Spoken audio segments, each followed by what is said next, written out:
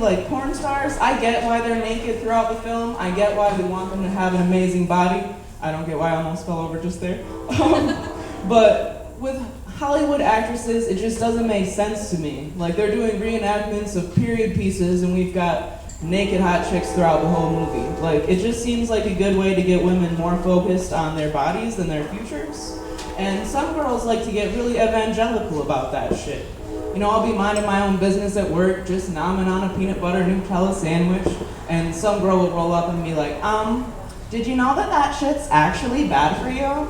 Like, they recently did a study and found out Nutella has almost the same nutritional content as chocolate frosting. Really, bitch? Something that tastes like chocolate frosting has the nutritional equivalent of chocolate frosting? Does this look like a good for me ass? No, this is a chocolate eating ass right here. And that's just one of the many ways that I vary from your typical cute little females and even males in some occasions. I won't be sexist here. There's airhead dudes as well.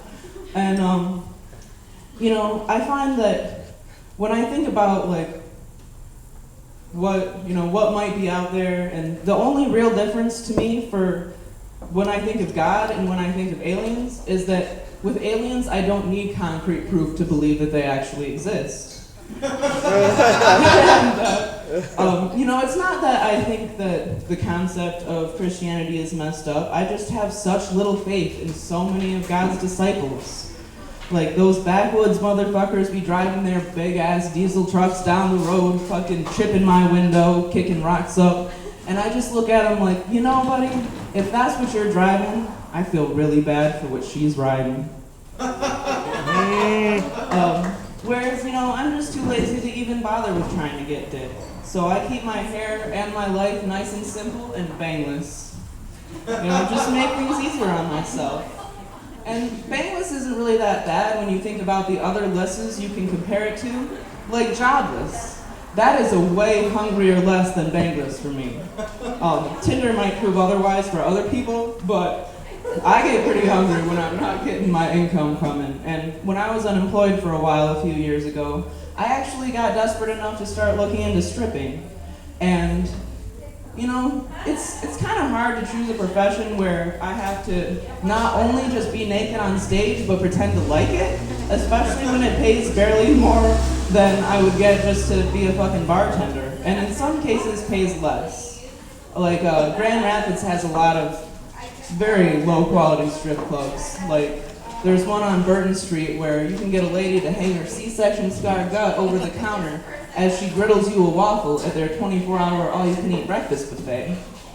And I wish I could say that's the most bizarre or creepy strip club that I heard about, but the winner of that award definitely has to be Paradise Tropics. They advertise the cheapest lap dances in the state. And that's kind of like cheapest shrimp in the state, you know? That's not the kind of thing you really want to be proud of and advertise. That's the kind of thing where when you go to that strip club, you expect to see some creepy man looking like the Colonel with a red and white striped hat saying, "Come on down, boys. What she lacks in limbs, she'll make up for in venereal disease." And, you know, VD sucks. I would say it's one of the two worst things about sex in addition to breakups. Luckily, I've only had to deal with the one that you don't need medication for. And in one such occasion, actually the most recent one, you know, I realized that, you know, he just bored the shit out of me, and I was trying to think of a nice way to tell him, so I was like, you know, put on my best, like, sad girl impersonation. I was like, "Listen, I'm really sorry, there's something we need to talk about." "Okay, just let me calm down. This shit's not working for me. I'm sorry, I can't do this anymore." And he put his head in his hands. "Thank God. I thought you were about to tell me you're pregnant." And, you know, that just goes to show that for me, the only mature adult relationships coming in my near future are the one with my student loan provider. And I am definitely the dude in that relationship.